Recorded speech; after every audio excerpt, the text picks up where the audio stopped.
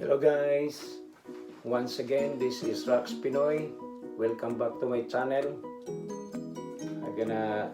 This video gonna teach you something about basic tutorial on how to use this Dji Osmo 3 Mobile 3 gimbal. Before you use this one, make it sure that it is fully charged, and then while charging, huwag niyong iwanan, naka-charge lang siya. Babantayan niyo, makikita niyo na yung light dito na portion, color white siya, nagmo-move until such time na fully charged, mag-stop na siya. So that's the time na pwede niyo nang gamitin. And then after that, okay, grab your phone and let's go to the apps or Google Play kung ibang phone gamitin nyo. For me, I'm gonna use the Apple Store. Then search for DJI Memo. Click. Yeah, right there. DJI Memo. And then after downloading, it's on your phone. Go like this. Pag na-open nyo yung application, okay, let's say na-open nyo na yung application, there's an instruction, you have to do your email, then click next, next again, and then you're gonna pair this device. I-turn on natin para yan, till such time it is green. So, na-pair na siya. Ganun ang outcome niya, basta na-pair na. Then, kung gusto niyo gamitin yung tripod niya para na-stable siya, just only put in top of the table yung pinaka-tripod niya. Want to make it sure lang na yung huwag masobraan ng tight kasi masisira yung thread. So, damage na yung tripod, hindi mo na magagamit. Just like this. And next step, there's a direction for this. Could be the arrow pointing out that's supposed to be, you need to install your phone like this because this is the camera, so pointing out this direction for your camera. Yung clip, install natin sa clip. You push like this, you pull this side, both side nagmo-move. And we want to make it sure na level siya.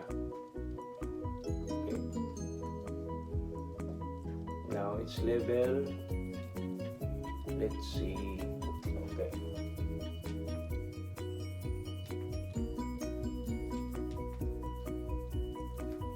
Go to apps.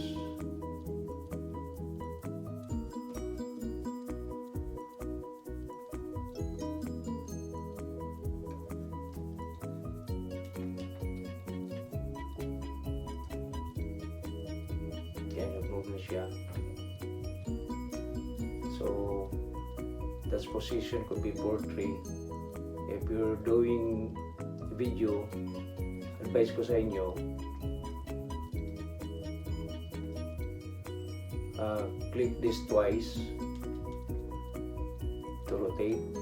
Then, yun ang pinakamagandang pag mag-capture kayo ng video. Make it a landscape. That could be horizontal position of your camera. And then if you want portrait, just vertical, just click this once again twice. Kita nyo. And then the joystick will move your phone. Go like this on the other side. Then the other side, reverse,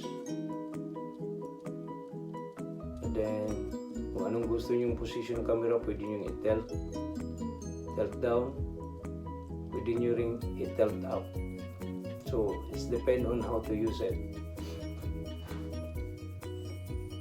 Kaya kung position kasi, let's say horizontal, that's horizontal, vertical, go horizontal. Yung movement ng ano mo, ng camera, is kahit gaganon ka, hindi siya magandang pagkakuha mo kasi hindi masyadong mag-move yung ano, diba? Automatic kasi siya, yung gimbal mag-ano ng position niya na naka-level palagi. See? So, level lang ang position ng camera mo.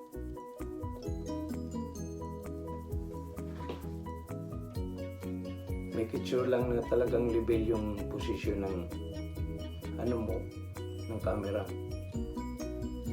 Turn off natin. You see, the position of my camera is level of my phone. Turn on.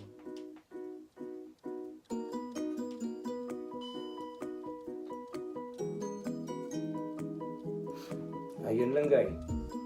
Hopefully nag-enjoy kayo, nakatulong tong video ko. Sa hindi pa naka-subscribe, just search my channel on YouTube, Rax Pinoy. And thanks pala sa lahat ng mga subscriber ko. Stay tuned. Meron na akong more than 30 videos na na-upload sa channel ko. Kung gusto nyo panoorin, just click. Kung nandun na kayo sa channel ko, may makikita kayong videos. I-click nyo yung videos dun, lalabas lahat yung nang-upload ko na video. Some are video na yung mga place na napuntahan ko, kinukunan ko ng video, yun in-upload. Some also when I'm flying my RC helicopter, yun nandun din naka-upload. And then yung RC car, yung one of my hobby yun, kaya in-upload ko sa channel ko.